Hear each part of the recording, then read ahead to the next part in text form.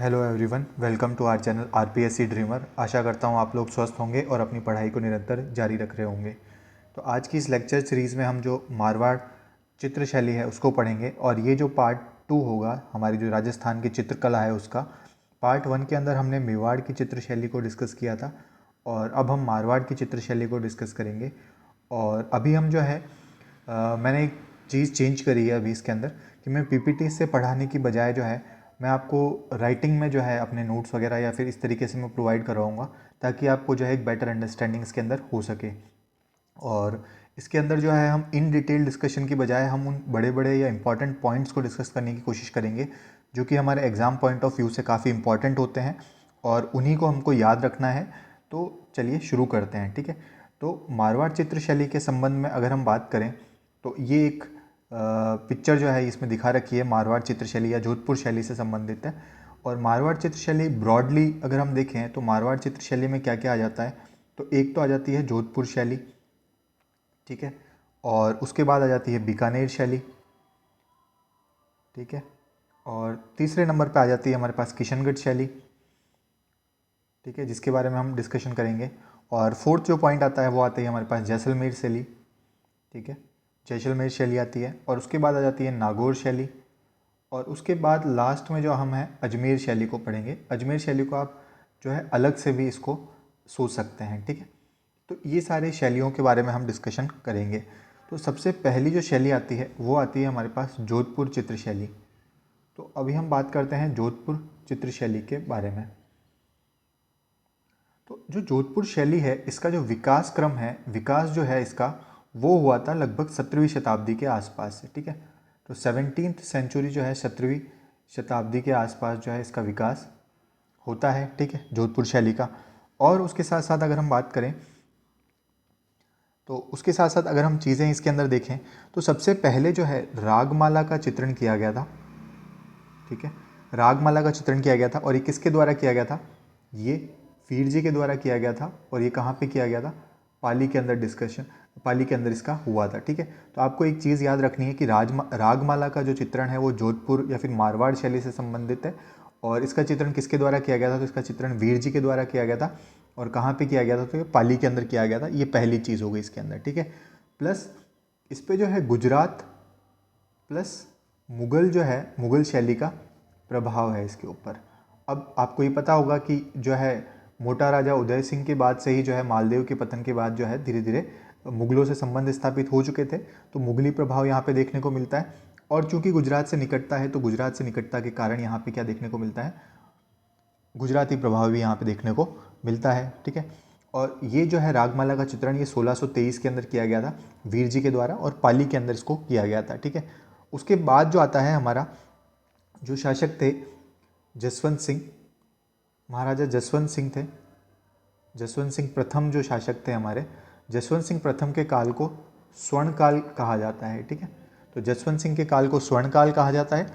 और इन्हीं के समय जो है एक उपदेश मालावृत्ति नामक ग्रंथ जो है, उपदेश मालावृत्ति, ये मालावृत्ति ग्रंथ जो है उपदेश मालावृत्ति, इसको जो है चित्रित किया गया था। और ये कहाँ पे चित्रित किया गया था, तो इसको आपको याद रखना है, बालोतरा में इसका चित्रण हुआ था, ठीक है। इसका चित्रण कहाँ हुआ था, बालोतरा में हुआ था। और ये 1634 ईस्वी के आसपास का है, ठीक है। तो ये दो चीज़ें आपको याद रखनी पड़ेगी, ठीक है। अब यानी कि आपको क्या चीज़ें पता चली, जसवंत सिंह प्रथम जो है इनके काल को क्या कहा जाता है, स्वर्ण काल कहा जाता है। और इन्हीं के समय जो है उपदेश मालावृत्ति ग्रंथ की जो है चित्रित ग्रंथ हुआ था। और ये बालोतरा के अंदर था, 1634 ईस्वी के आसपास का ये था, ठीक है। इसके साथ साथ एक तथ्य और आप याद रखिए कि जो मालदेव थे, मालदेव के काल में स्वतंत्र विकास होता है जोधपुर शैली का, स्वतंत्र विकास जो है मालदेव के काल में हुआ, ठीक है। आपको एक ये तथ्य भी याद रखना पड़ेगा। आप मुझे बताएंगे कि मालदेव और एक व्यक्ति और हैं, उनके बीच में युद्ध हुआ था 1544 ईस्वी के अंदर, ठीक है, गिरी सुमेल का युद्ध था। उस गिरी सुमेल युद्ध के अंदर एक कथन कहा गया था, वो संबंधित तथ्यों को आप जो है एक बार कोशिश कीजिएगा रिकॉल करने की। आई होप जब आपने हिस्ट्री पढ़ी होगी तो उसके अंदर आपको ये सारी चीज़ें देखने को मिली होगी, ठीक है। उसके बाद आते हैं एक शासक जिनका नाम था तख्त सिंह। तो तख्त सिंह जो है इनके काल को जो है क्या कहा जाता है, तो इनके काल में क्या हुआ था कि यूरोपीय प्रभाव देखने को मिल जाता है। तो मारवाड़ चित्रशैली पर यूरोपीय प्रभाव जो है तख्त सिंह के काल में देखने को मिलता है। ठीक है, अब इसमें सबसे मोटी मोटी जो चीज़ें मैं आपको अगर हम बताऊं तो मान सिंह जो शासक थे, तो मान सिंह के काल में नाथ संप्रदाय का प्रभाव देखने को मिलता है। ठीक है, मान सिंह के काल में। अब इसके बाद मैं बात करता हूँ आपसे जोधपुर चित्रशैली की विशेषताओं की। तो इसकी क्या क्या विशेषताएं थी, इसके बारे में अगर हम डिस्कशन करें तो सबसे पहली चीज़ गुजरात प्लस मुग़ल प्रभाव यहाँ पे देखने को मिला है, जिसके बारे में मैंने बता दिया आपको। दूसरा, प्रेम कहानियाँ जो हैं उनका अत्यधिक चित्रण देखने को मिलता है, जैसे मुगल हो गई, मुगल महेंद्र हो गई। ठीक है, वैसे मुगल महेंद्र जो है वो जैसलमेर से संबंधित है, किंतु अगर आपसे मारवाड़ शैली की विशेषताएं पूछ ले तो आप मुगल महेंद्र का भी इसमें जिक्र कर सकते हैं। ठीक है, उसके साथ साथ ऊंची पगड़ी, ठीक है, ऊंची पगड़ी, ठीक है, ये भी इसकी विशेषता है।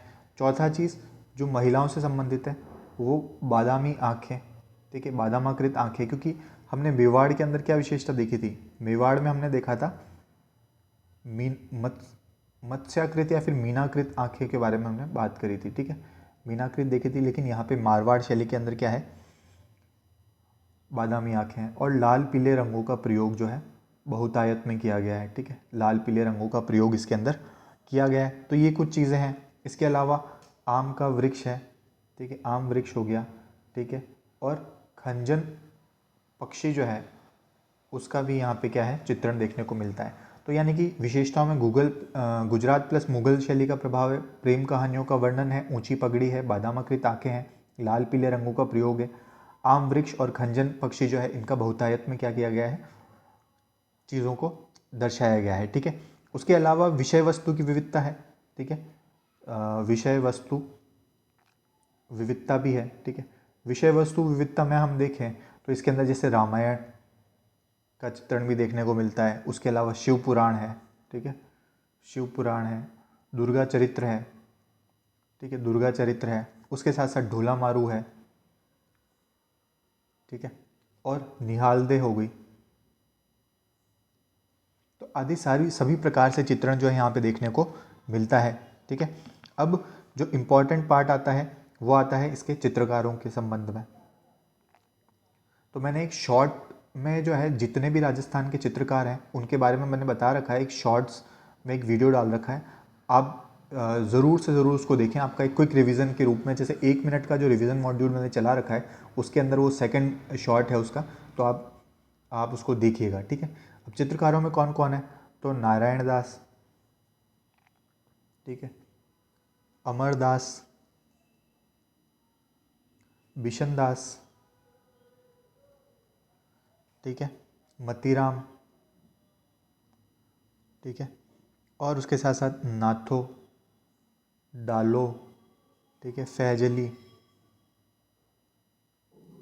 ये जो सारे चित्रकार हैं, जैसे अमरदास भाटी हैं ये भी, ठीक है, नारायण दास भाटी, अमरदास भाटी, बिशन दास भाटी, और ये जो मतीराम चित्रकार है इन्होंने रसराज नामक जो है चित्रण किया था। रसराज का चित्रण जो है किसके द्वारा किया गया है, तो मतीराम के द्वारा इसमें किया गया है।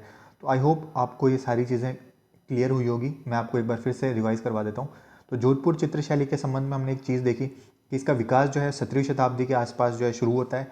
रागमाला का चित्रण जो है 1623 के अंदर जो है किसके द्वारा किया गया था, वीर जी के द्वारा पाली के अंदर किया गया था। और गुजरात तथा मुगल शैली का इस पर प्रभाव है। जसवंत सिंह प्रथम के काल को स्वर्णकाल कहा जाता है और इन्हीं के समय उपदेश मालावृत्ति ग्रंथ की रचना की गई थी बालोतरा के अंदर 1634 ईस्वी के अंदर।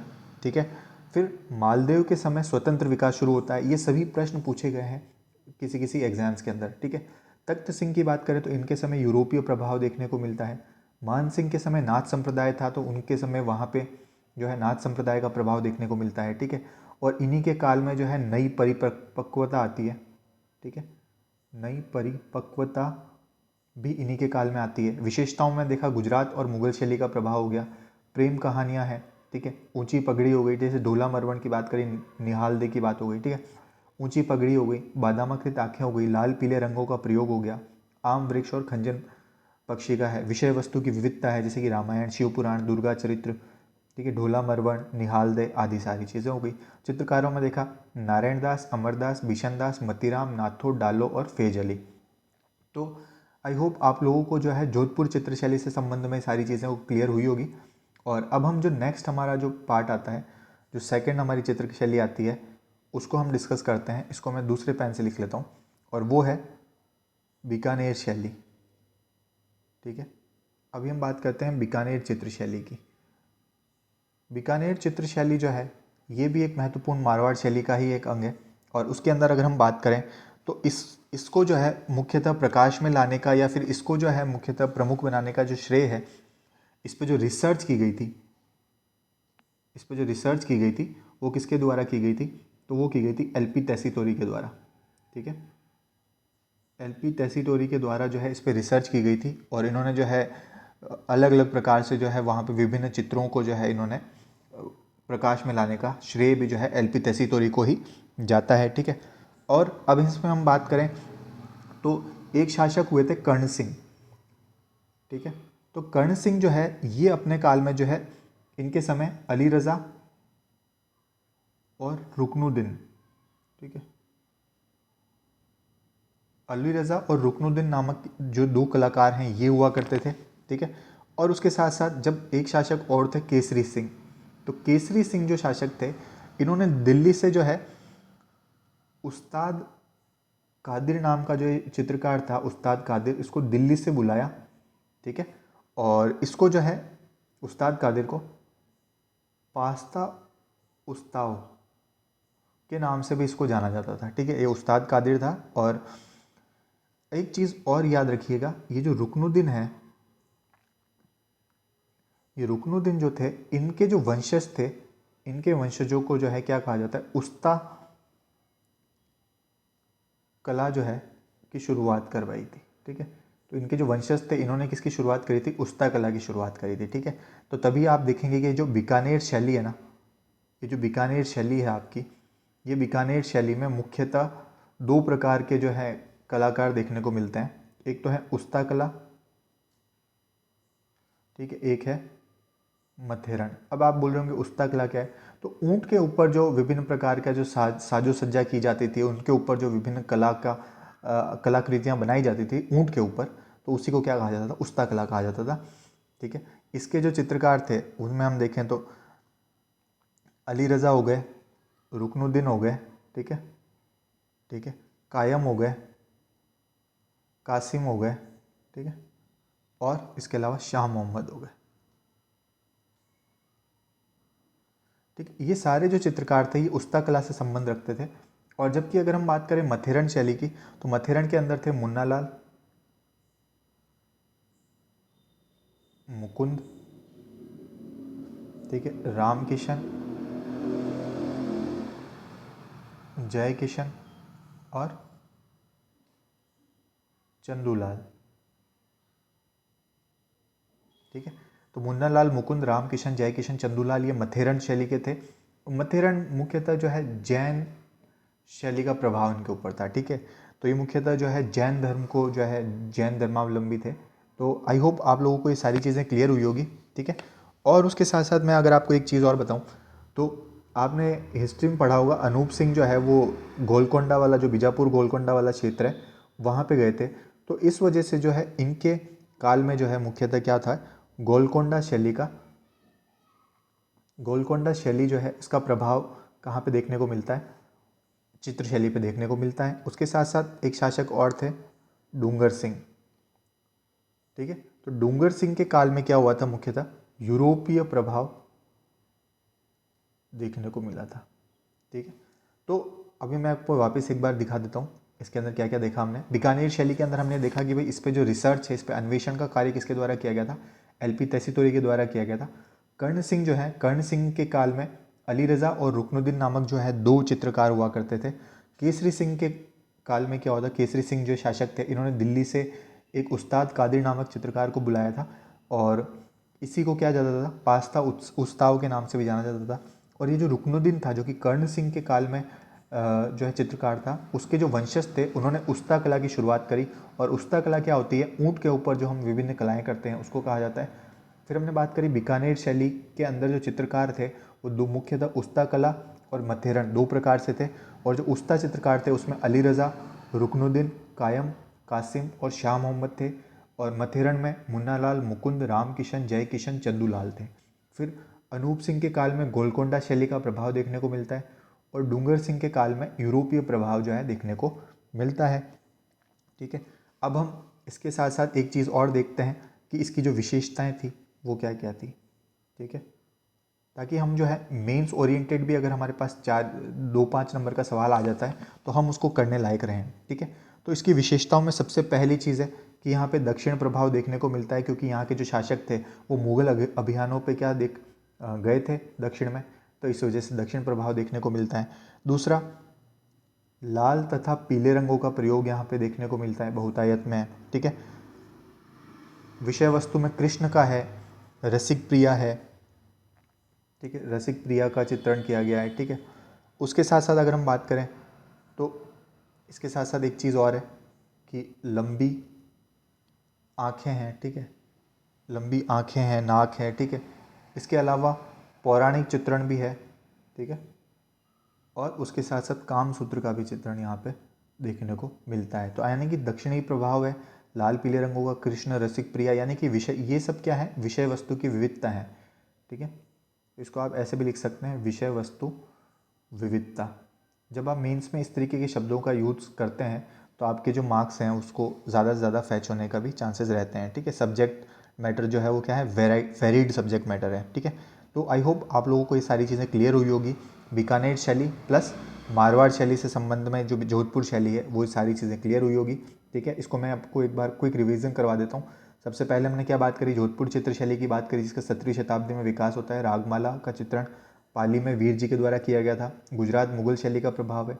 जसवंत सिंह प्रथम के काल को जो है स्वर्ण काल कहा जाता है और इनके समय उपदेश मालावृत्ति की बालोतरा के अंदर रचना की गई थी। मालदेव के काल में स्वतंत्र विकास होता है। तख्त सिंह के काल में जो है यूरोपीय प्रभाव देखने को मिलता है। माल सिंह के समय नाथ संप्रदाय का प्रभाव देखने को मिलता है और इनके समय ही नई परिपक्वता जो है पेंटिंग्स में आती है। विशेषताओं में देखा गुजरात मुगल का प्रभाव, प्रेम कहानियाँ हैं, जैसे कि हमने बात करी कौन कौन सी, ढोला मरवण हो गई। ठीक है, ऊंची पगड़ी है, बादामी आंखें हैं, लाल पीले रंगों का प्रयोग है, आम वृक्ष, खंजन पक्षी का चित्रण है इसके अंदर, विषय वस्तु की विविधता है। ठीक है, फिर चित्रकार में देखा नारायण दास, अमरदास, बिशन दास, मतीराम, डालू, नाथो, फैज अली। बीकानेर शैली के अंदर एलपी तैसीतोरी ने रिसर्च करी। कर्ण सिंह के समय अली रज़ा, रुकनुद्दीन थे। केसरी सिंह के समय उस्ताद कादिर को दिल्ली से लाया गया, जिसको पास्ता उत्सराव के नाम से जाना जाता है। रुकनुद्दीन के जो वंशज थे उन्होंने उस्ता कला की शुरुआत करी। बीकानेर शैली में दो प्रकार के जो है चित्रकार पाए जाते हैं, उस्ता और मथेरन। उस्ता में देखा अली रज़ा, रुकनुद्दीन, कायम, कासिम, शाह मोहम्मद, मुन्नालाल, मुकुंद, राम किशन, जय किशन, चंदूलाल मथेरन शैली के अंदर आते हैं। अनूप सिंह के समय गोलकोंडा शैली का प्रभाव और डूंगर सिंह के समय यूरोपीय प्रभाव देखने को मिला। विशेषताओं में हमने देखा दक्षिणी प्रभाव, इसके अंदर लाल पीले रंगों का प्रयोग है। विषय वस्तु की विविधता है, जिसमें कामसूत्र हो गई, पौराणिक विषय वस्तु है। ठीक है, कृष्ण है, रसिक प्रिया है और लंबी आंखें इसके अंदर देखने को मिलती है। ठीक है, तो आई होप आज के इस लेक्चर सीरीज़ के अंदर हम इसको ज़्यादा बड़ा नहीं रखेंगे। बीकानेर और जोधपुर चित्रशैली के संबंध में हमने मुख्य तथ्यों को देखा। इसको आप 2 या 3 बार रिवाइज करेंगे तो आप लोगों को जो है ये सारी चीज़ें क्लियर हो जाएगी। और तब तक के लिए, जब तक इस चीज़ को एक बार और रिवाइज कीजिएगा और उसके बाद हम देखते हैं कि नेक्स्ट लेक्चर के अंदर हम जो है किशनगढ़ शैली, जैसलमेर शैली, नागौर शैली, इन चीज़ों को कवर करने का प्रयास करेंगे। ठीक है, वीडियो लेक्चर्स को मैं छोटा इसलिए बनाने का प्रयास कर रहा हूँ ताकि आप लोगों का भी इंटरेस्ट बना रहे और जो चीज़ें और जो फैक्चुअल पोर्शन है, क्योंकि देखिए ये मोस्टली जो है मैंने आपको बहुत ही डिटेल में नहीं समझाया है, लेकिन ये जो एक फैक्चुअल पोर्शन है ना, ये फैक्चुअल पोर्शन बहुत जल्दी याद नहीं होता है। इसका जो है मल्टीपल टाइम्स आपको रिवाइज़ करना पड़ेगा इसको। तो आप इसको जो है मल्टीपल टाइम्स जब आप रिवीजन करेंगे इसका, तो आपको जो है दिमाग में सारी चीज़ें बैठने लग जाएगी।